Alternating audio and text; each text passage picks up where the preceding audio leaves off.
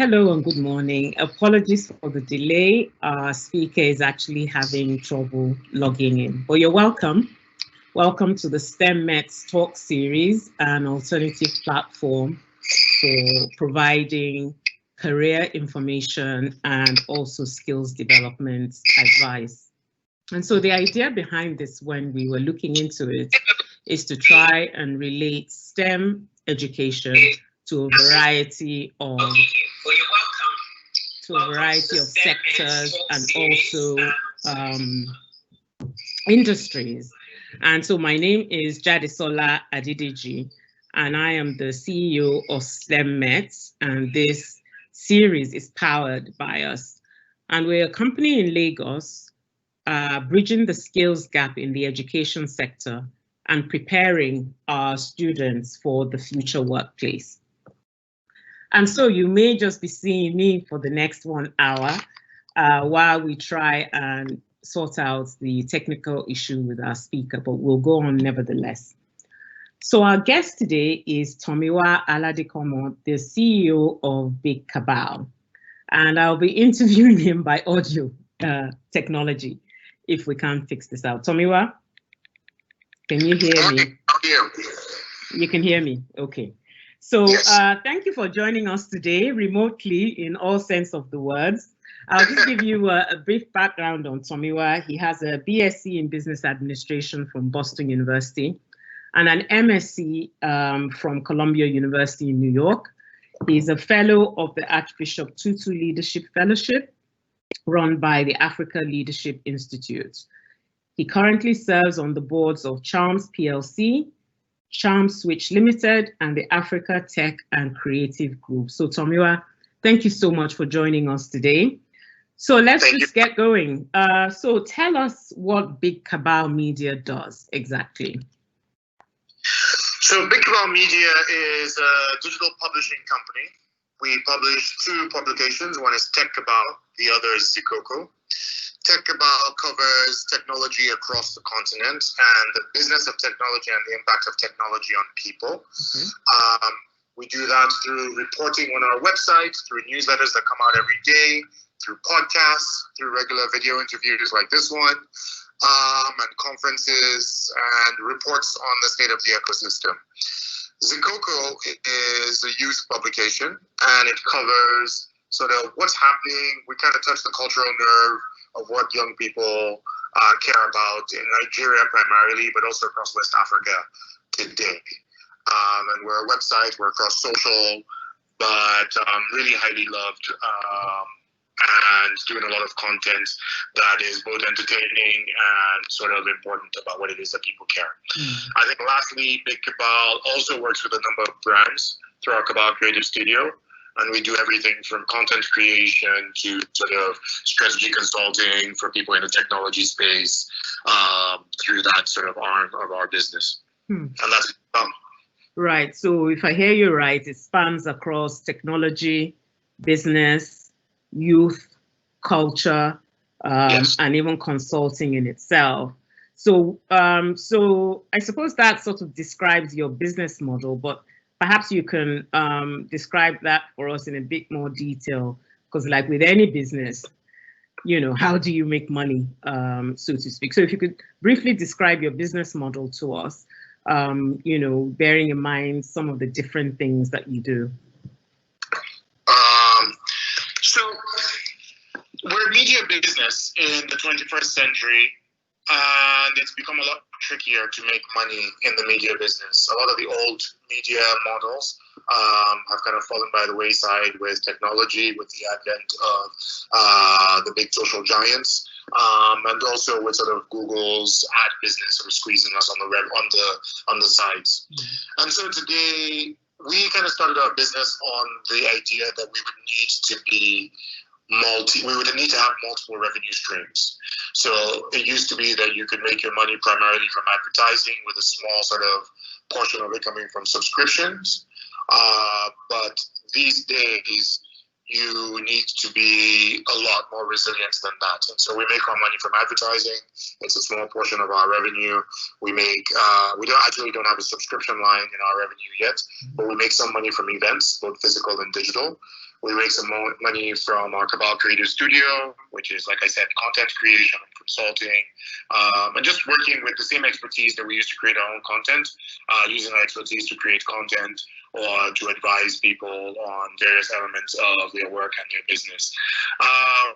And then some smaller sort of revenue streams, we do things like reports. And so if you've ever, if you follow Tech Cabal or if you subscribe to our newsletter, you'll see that we provide a lot of information about data about the ecosystem through our TC Insights kind of unit.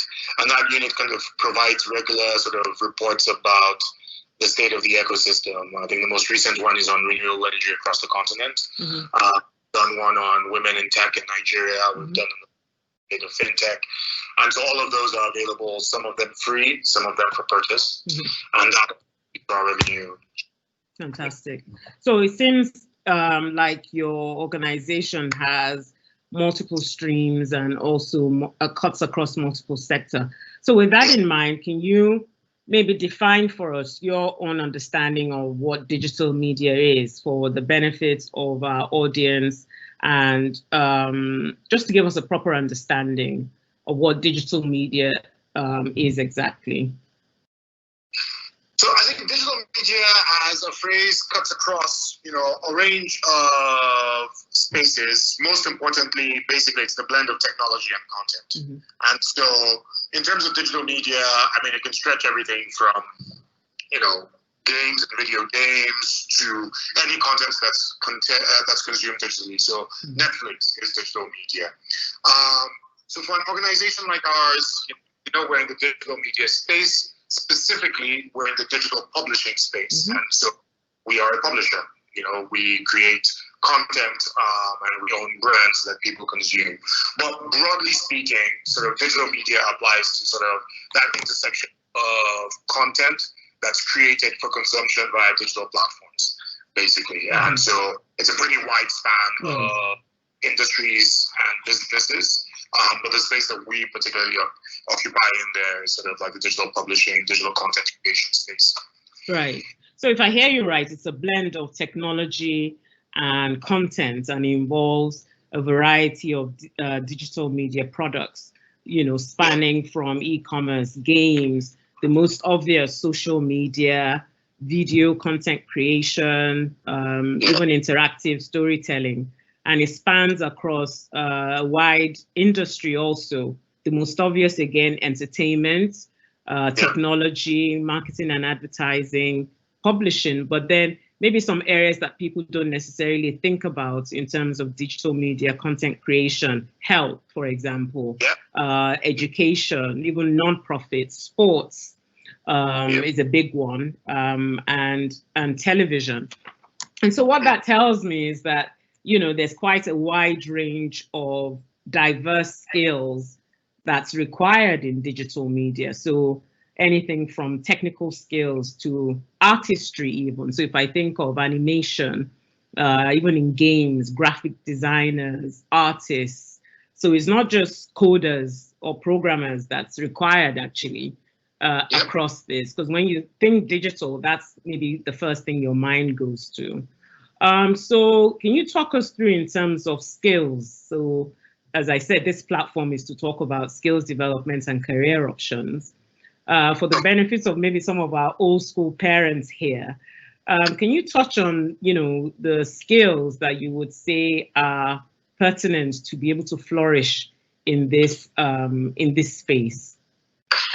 So I think the biggest and most important one is an understanding and a passion for the space. And so it requires sort of constant learning about what is happening in the digital media space, and constant sort of evolution as it changes on a day-to-day basis. And so the first thing there is just curiosity. Like, are you curious about the way the world works? Are you curious about the way this industry works?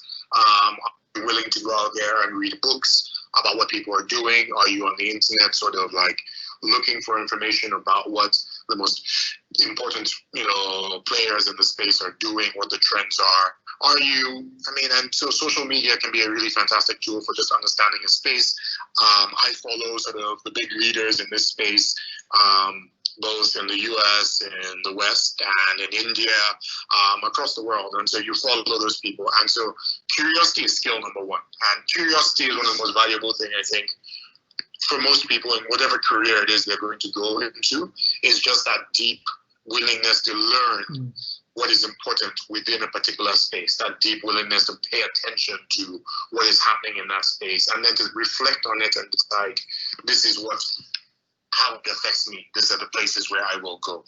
Now, to specific skills, it's a really broad range of skills that we require within the digital media space. So yes, I need, coders. We employ a great product designer who can design our websites and make them look good. We have a technical director who does all our technical work, from coding to maintaining our sites to maintaining our databases, etc. So there's work for people who understand, who can do dev, who can do database management, who can do, UX, UI design, that's user experience design or user interface design. There's work for pure designers. And so we employ multiple graphic designers who create, visuals and graphics for our websites and make our stories look good and do social media banners and design merchandise, etc. We have the content creators. And so those are writers and video production people. In video, we have editors, we have a head of production, and our head of production is not doing any editing. She's not actually cutting video, but she's putting together budgets, and she is, coordinating teams and hiring people if we need extra people onto a project. And that's an essential member of our team. Writers are essential members of our team, and they do a lot more than writing. They do writing, they create content for social, they end up writing scripts. And we do video content. They end up participating in a wide range of content creation that's not just writing articles on a day-to-day basis. Some of them become hosts on our shows. So it brings in a pretty wide variety of skills. One thing that's super important, a set of skills are particularly critical. We talked about business models. So you need business people. Exactly. And so, as CEO, I take the lead in terms of trying to figure out what our business model is, how we make revenue from this business. But we have an entire sort of partnerships and business development team, which is responsible for making money from all of this. And they require from there, we have people with a sales background, we have people with a business background, we have people who understand monetization, who understand how to sell a partnership, who understand how to sell advertising. And I think last but not least within my team is definitely the growth team. And so that's a team which does sort of, the marketing, the growing our audiences, the sort of SEO, that's search engine optimization or search engine marketing. They do things like just trying to figure out how to optimize our newsletters so they reach the most people, how to optimize our content so it reaches the most people. They study our audience, they do surveys, they do a lot of information gathering to understand what our audience cares about so that we can continue to create content that's more and more relevant to them and continue to grow our audience. So it's a pretty wide range of skills that we end up hiring, some very technical, whether on the coding or on the design side, some a bit softer in terms of writing or content creation, some probably somewhere in the middle because the growth team is pretty numerically savvy. They have to have math skills, they have to have good sort of understanding of data. So it's a wide spectrum of skills that you require to work within this industry. Fantastic. And I think for me, drawing out these skills is very important. I mean, generally on the soft skills perspective, I think that is gaining more attention, across sectors and with employers as well, that it's not just the technical knowledge. When I say technical, I don't mean coding necessarily.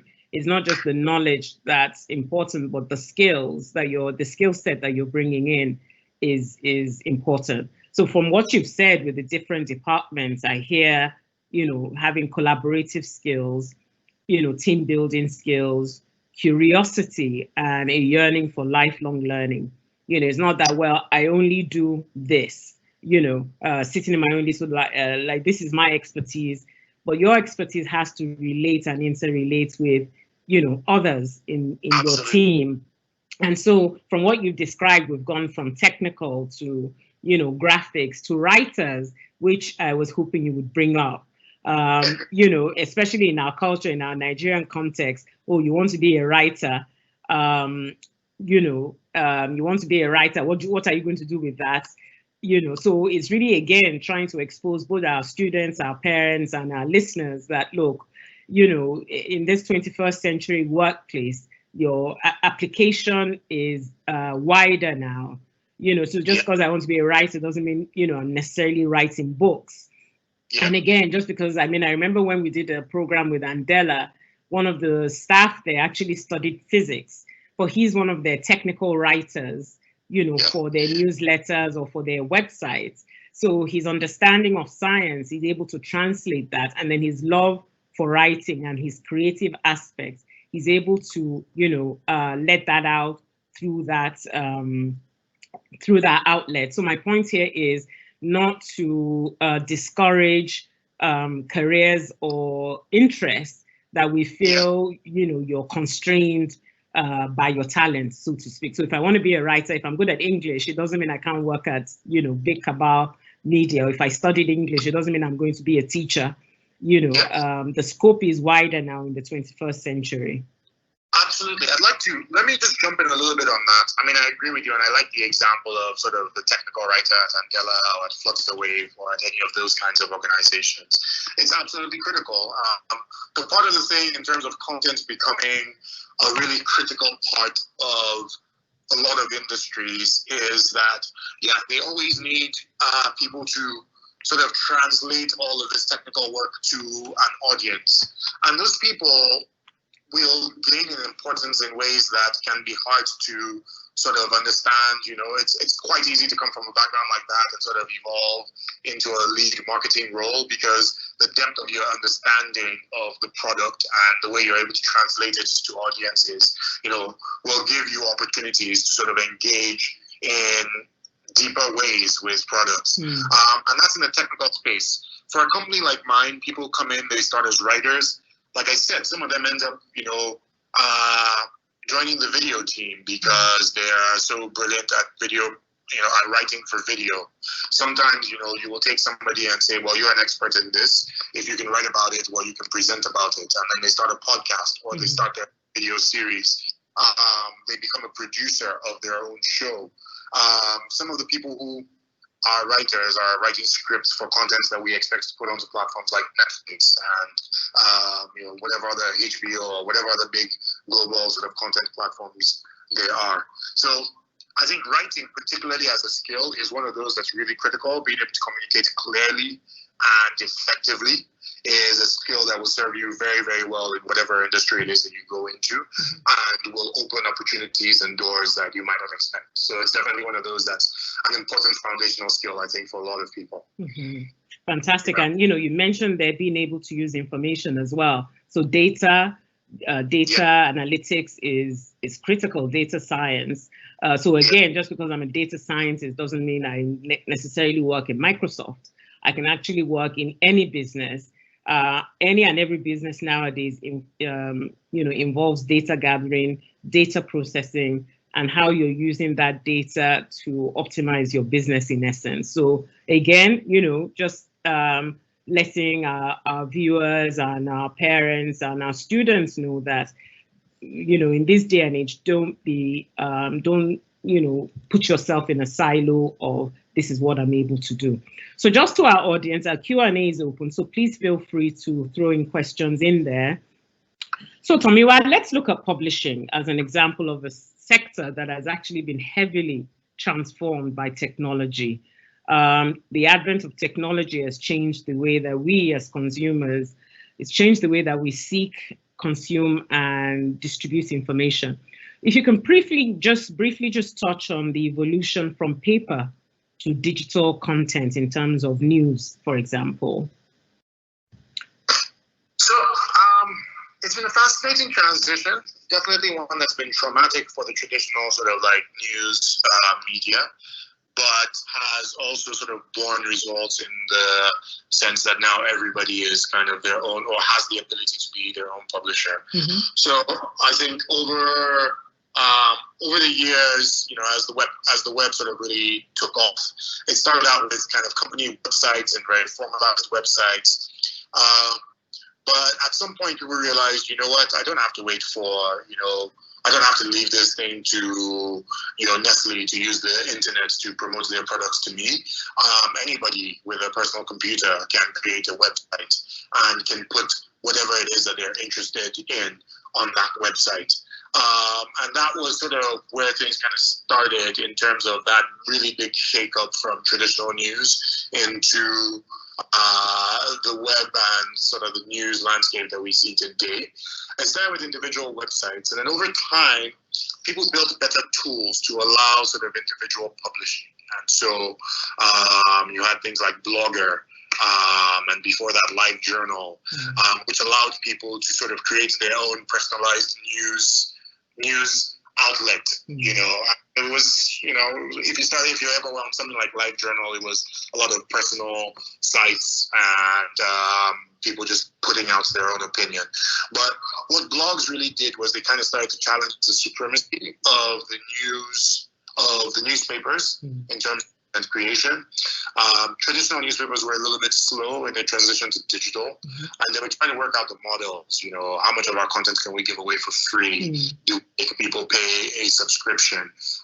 They were a little bit slow on the subscription because one of the things in the early web was this idea that content wants to be free and all content should be free. And so, for a long time, they just thought, we'll rely on advertising, we'll put out the content for free.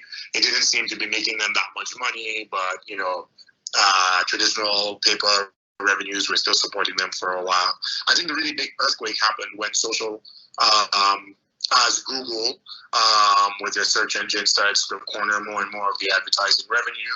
And then when social hit and further sort of destabilized the way people think about where their news or their content comes from, I think that really, really sort of shook the digital content space. So what's happened with digital now is everybody's their own publisher. Not just that you can publish, a site where, the blogs are still there, the tools have evolved and gotten better. You have things like Medium, which allows anybody to publish on the web, really beautiful, well-presented content. You have things like Substack, which allow anybody to create a newsletter and gets their content directly into your inbox. And it's really beautifully formatted. Charging people for it and making a paid newsletter is really sort of easy. And so expertise starts to come from all different directions. It used to be that, all the experts wanted to be in the New York Times or wanted to be in the Financial Times or the Wall Street Journal. Now, if you're an expert, you can just write a blog, and if it goes viral on Twitter or, if it's got a catchy hook, then it'll go viral on Instagram. And all of a sudden, it's like people don't need the Wall Street Journal in order to read expert opinion on economics. I've just been reading about this. I read over the last couple of days about this guy. He doesn't have a university degree yet, but he's writing about the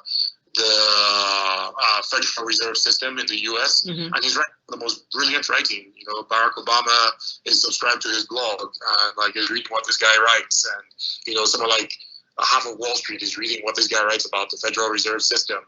A kid who doesn't have a university degree yet. He's just been curious and been researching this thing since secondary school or high school and has built up expertise in it. And people are hanging out to his every word. He's at university. He's making $40,000 a year from his blog comfortably, and making an additional $20,000 a year for speaking engagements before he's done with university. He's paying for his own university comfortably from his writing. And so, anybody who's thinking about discouraging their kids from being a writer, right. You might want to think that through. Right. And I think what that all means is that the experts are no longer just in the traditional news industry.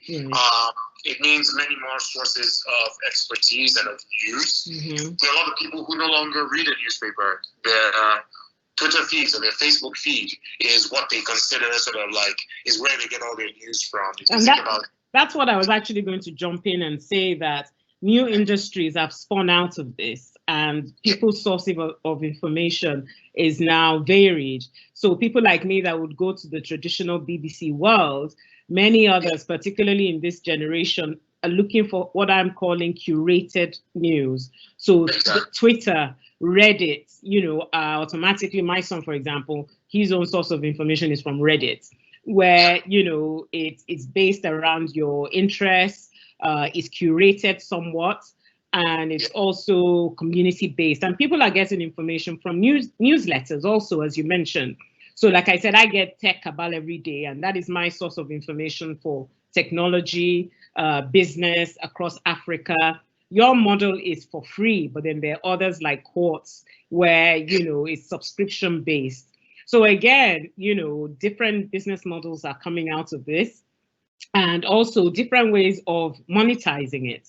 And so, of course, if we're talking about monetizing, we have to mention social media and the idea of what I'm calling community-based or followership business models.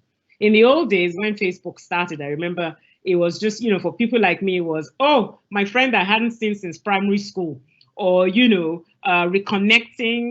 friends from ages ago. That's what we thought it was. And I'm sure that's what Facebook thought it was as well at the start. But Facebook is now one of the biggest advertising and marketing platforms in the world. So talk to us about how, this evolution of community-based gathering has now become a new form of advertising and revenue generation as well for those platforms.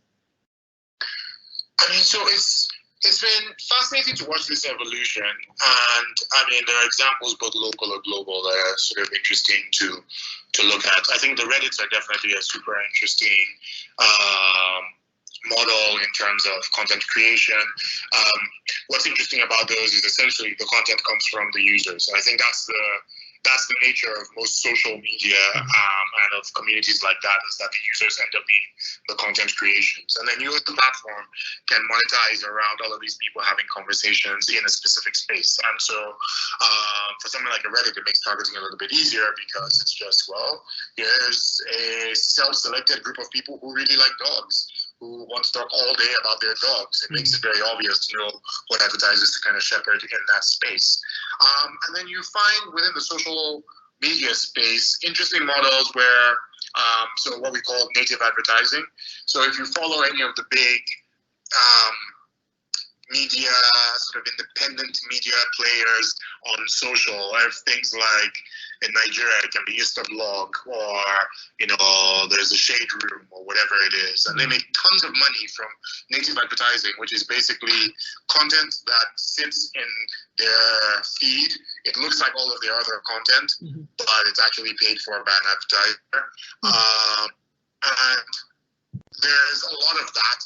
And it can be interesting because sometimes it's a little bit deceptive. It becomes a bit difficult to tell what's pure content versus what is sort of as advertising.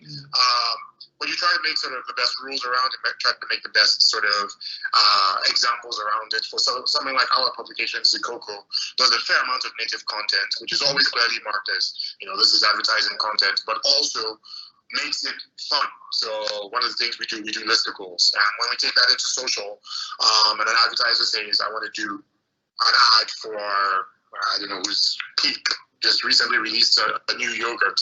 I wanted to advertise it. And then you do some content around it, around sort of like, different kinds of yogurt lovers, or, how to identify them. And you do stuff that's fun and playful and people enjoy. And you're building the advertising into it. And I mean, what we find, for example, with ours is people actually love it. And it's one of those things that's a bit of a tension in the web today is, do people hate advertising? Do people love advertising? And when it's done right, people do find, people find this stuff hilarious, engaging. People actually came back and said, here's a photo of me trying the new Peak yogurt because Zikoko sent me to go looking for it. But you're doing it and you're taking the audience with you sort of on the journey. You're making this stuff fun. You're not hiding what it's supposed to be. You're pretty upfront about what it is that you're doing. But it does create sort of new opportunities from a revenue perspective than we ever had. So bad advertising is still there. That stuff's relatively boring, and it's still a big part of the revenue mix for a lot of people. But more and more, it's being replaced by things like native advertising and contextual advertising. And it also gives you feedback pretty quickly because this digital space has allowed, quick feedback and adjustments in instances to even your culture, as we've seen recently with the Black Lives Matter and how the corporates are really taking that. And this community is actually quite powerful in terms of promoting and canceling your products or your company.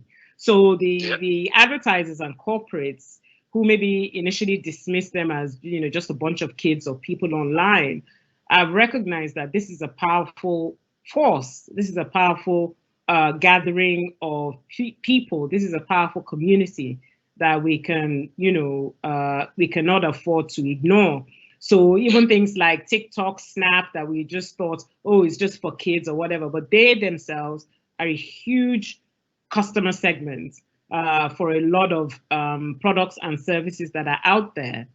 And so this also takes me to the idea of, influencers and, for the good and for the bad, particularly on social media and the impact, particularly on the young, the impact of influencers and the impact of, censoring or choosing to promote your product on the social platform via a popular so-called influencers. So if you can touch on that a little bit in terms of the culture of the influencer and, the different advertising model that's spun out of that. So I think influencers they've definitely been super important within this space over the last, I'd say, 5 years or so. I think, again, sort of the role that they play is this halfway house where you're never sure what's content that's organic and is somebody speaking to what their interests are versus what is paid for content. I think the best of them are able to be very clear about that in a way that audiences sort of are comfortable with. But I think what they speak to is sort of people's continued trust to get recommendations from people that look like them or people they admire or people that they want to be like. And so it's a bit related to the idea of a celebrity endorsement, except that now, it's your neighbor who's just this cool person that, plays video games and is an expert on what is the best kind of controller to buy or what are the best electronics and the best gadgets.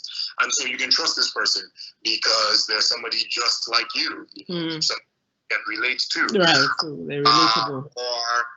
This is this really beautiful person and they seem so natural and so convincing, so I should buy beauty products from them. They're an interesting sort of sector of the ad space market.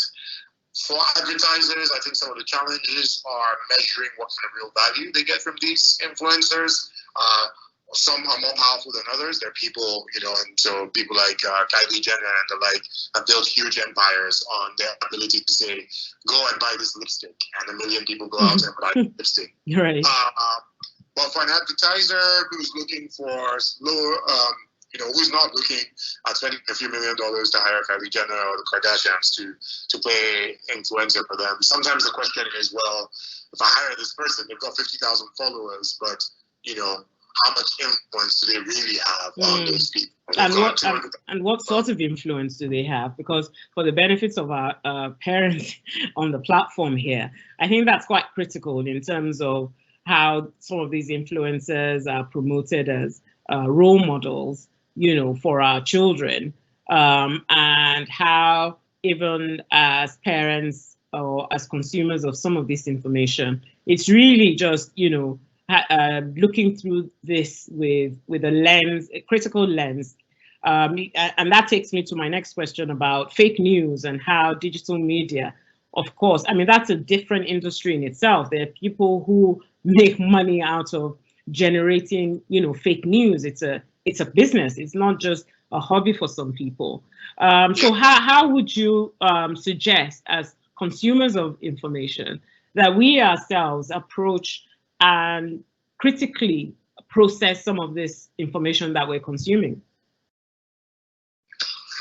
I think it's important to sort of create best habits and to sort of create good habits for yourself.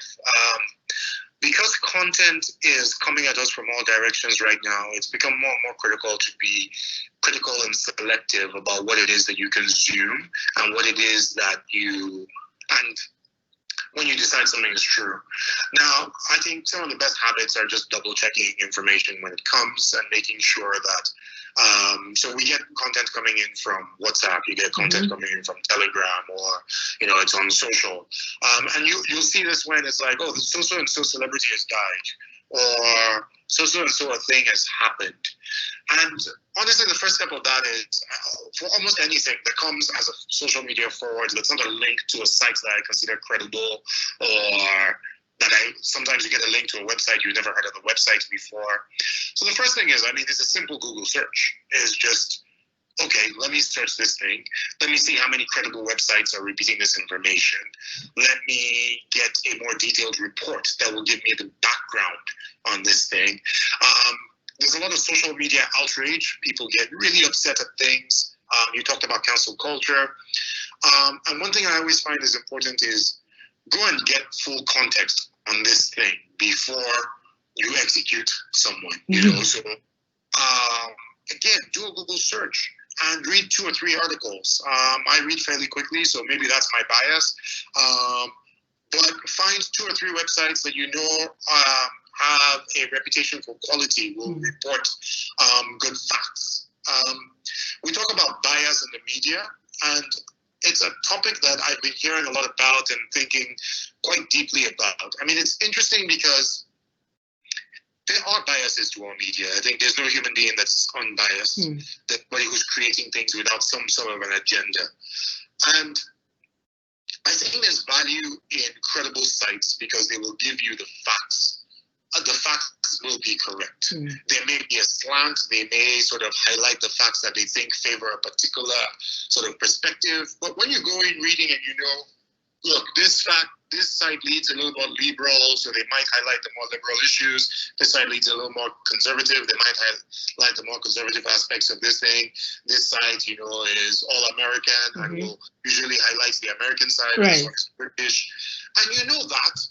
And you can read and you can parse the facts and you can, form a perspective that's your own perspective by sort of triangulating what the different stories are. And I find that people rush to judgment very quickly without enough information, without enough context. So I think what's really important for us as individuals is to form sort of our own best media habits, to be able to filter information and be able to sort of deduce, based on everything I can see, this is the best picture of what is actually happening. Right. And that picture will always be subject to change. The truth of the matter is that as humans, we're not computers, Right. Our interpretation will change based on our mood, based on our personal biases. But you do, I think, have a responsibility to find the most complete information. Exactly. And to make informed calls on things. I do think, just as me consumers as a whole, we are very, very, very quick to judgment with very little information. There's a lot of power. I'm not entirely opposed to what is called cancel culture. I think a lot of people who complain about cancel culture are complaining about people being held accountable for the first time. What happened when giant newspapers, giant TV stations, and big giant media corporations were the arbiters of truth, was that they could decide these people are untouchable. Right. And these topics are unspeakable. Right. And could be maintained a lot more easily.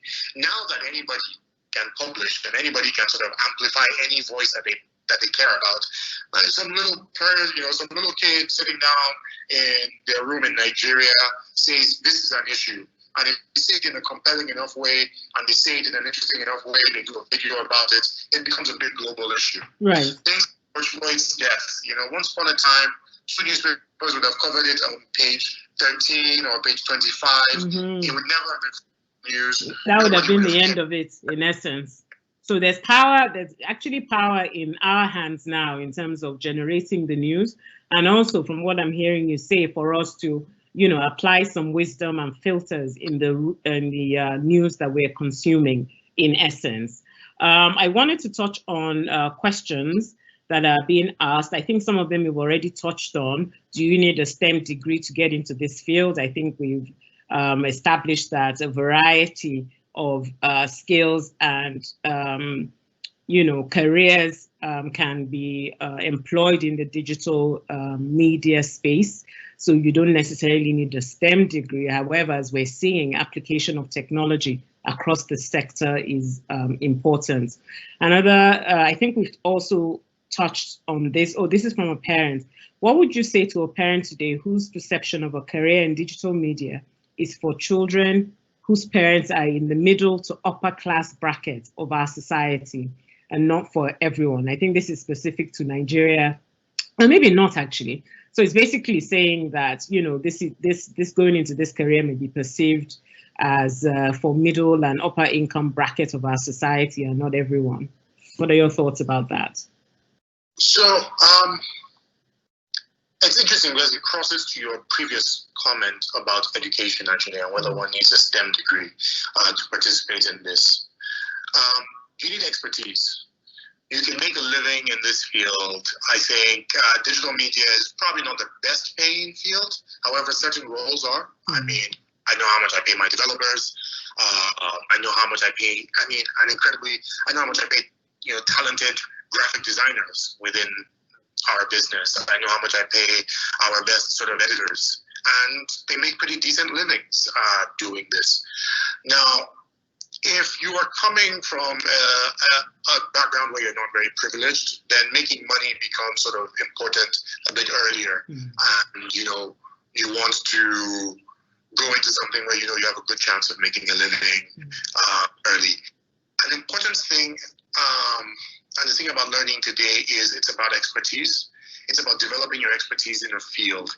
Now, some of that you will do in school. Some of that you will do through a formal degree. But more than ever, it's now possible to upgrade your skills to become an expert by consuming information on your own, by taking free courses on Udemy or, ScholarX or whatever any of those platforms are.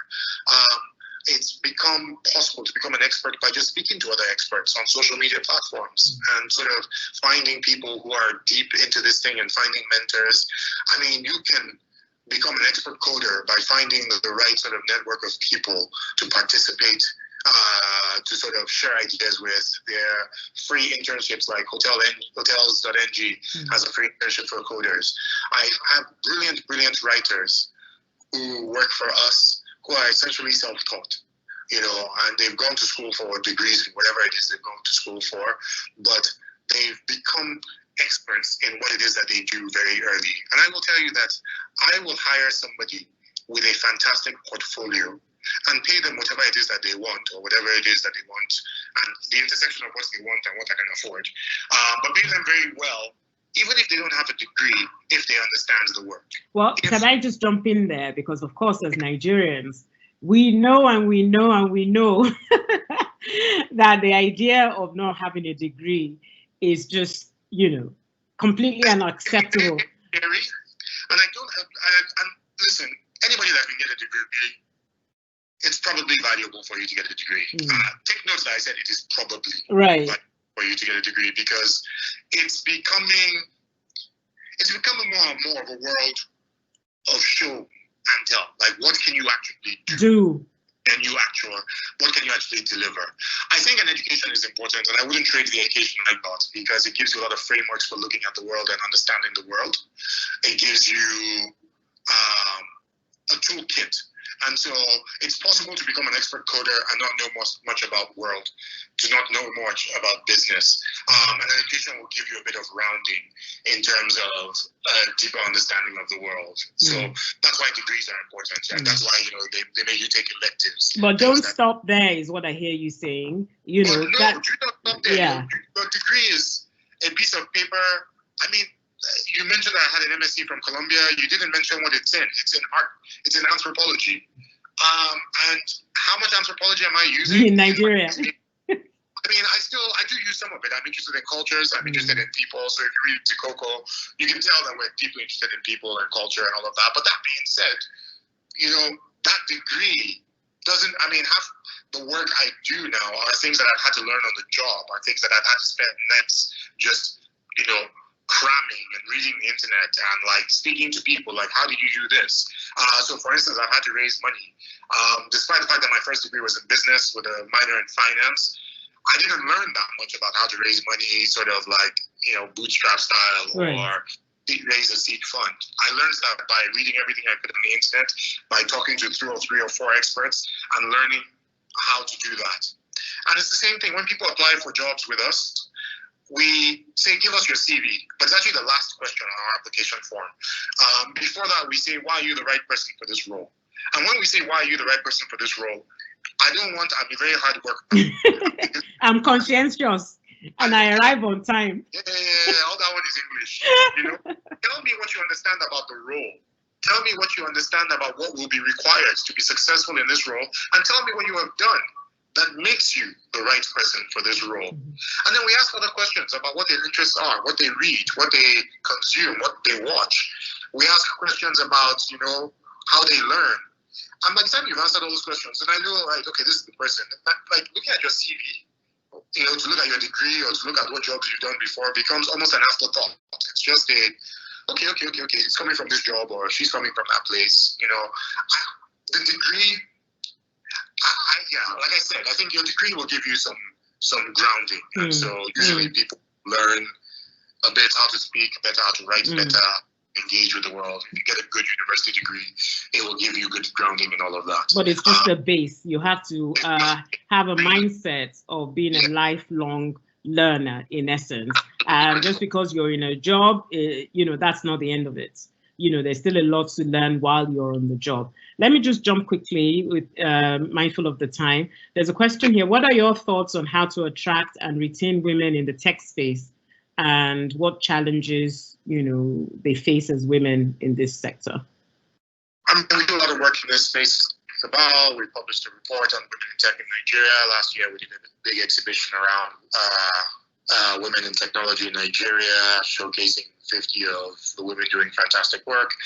If you want to see a bit more about the project, go to techwomenlagos.com. How do we keep more women in technology? I think we need to make it clear that they are welcome in that space. I interviewed one of kind of the brilliant young founders in that space, Odun Ewini of Piggy Vest. And so I think it's important to showcase young women, that there's a path for them, that their skills are valuable and desired within that space. When we did Tech Women Lagos, we used a broad definition of who a woman in tech is, and we showcased the women doing finance in technology. We showcased the technical founders, the developers, the coders. We showcased the designers. We showcased the people doing content creation in the technology space. So just showing that there's a wide range of skills that we require in technology, and you're welcome to come into them. I will say that Nigeria really it's not as hard as a woman, my perception, and I could be wrong. I don't think it's as hard as a woman to get into the technology space in Nigeria as it might be in Silicon Valley, or as it might be in some of these spaces. We can be a very chauvinistic society, but I think there are places and spaces where we actually are kind of open to anybody who has their skills.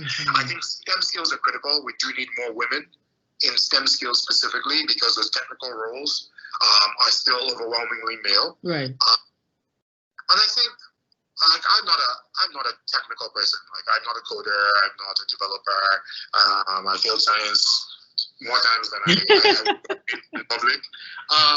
But you're in the tech space as well. Yeah. And that being said, I think there's a beauty to sort of, technology, to science, to engineering, to math. There's a lot of pleasure to be designed. And I find I used to run away from some of this stuff, but I can spend a lot of time with an Excel sheet and find a lot of satisfaction in it. And I think one of the things that we do, one of the ways we fail women,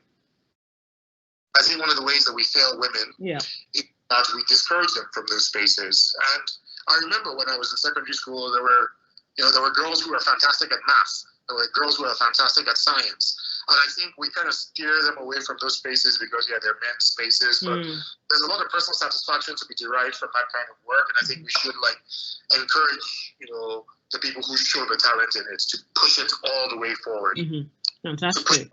or to develop their skills and to reach their potential in that space. You know, I love the work that you do at S.T.E.M Mets. The idea of sort of exposing your kids to these technical opportunities, to these varying skills, and to show them, like, look, there are opportunities for you in this space. You can thrive in this space. And I think there's a lot of work for us to do within the industry to make it even more welcoming, to make it more, to make it better for people.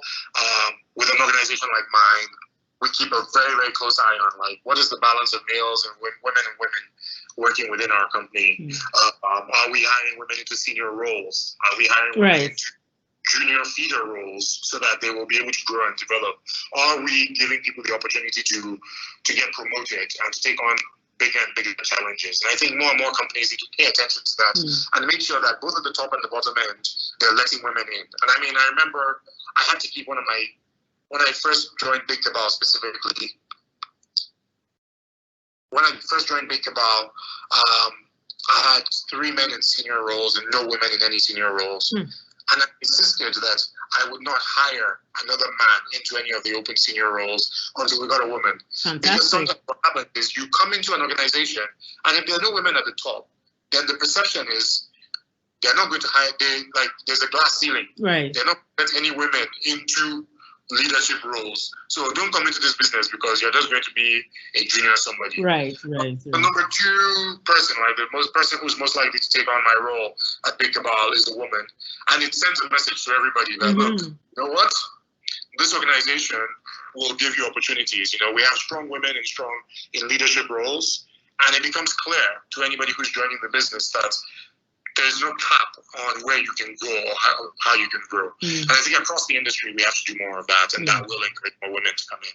That's fantastic. That's good to know. Thank you so much, Tomiwa. And I also wanted to touch quickly on one of the questions that have come up here. Excuse me, my alarm is going.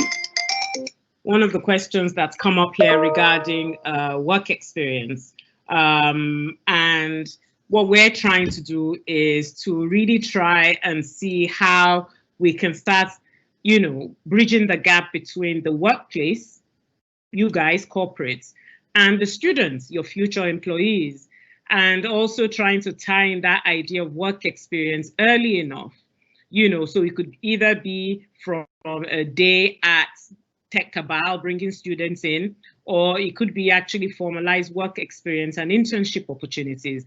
I feel that we don't see a lot of that in our school system or academic system at the moment, which is part of the vision of what we are trying to actually implement in the market, where there's a better alignment between corporates and students, introducing them to the sector, informing them of what's going on in the sector, and even try and organize more formal internship positions. I know the idea of IT and industrial attachments, but also trying to see how we can formalize that. And we're hoping to be able to roll that out. We were supposed to do that during this time, but COVID has put a stop to that. But having said that, for the students on our platform, there are virtual internships that you can participate in. You just have to Google virtual internships. So even this time, you can use this time meaningfully by trying to get some virtual internships of work experience, which you can put on your resume. Again, you're acquiring skills.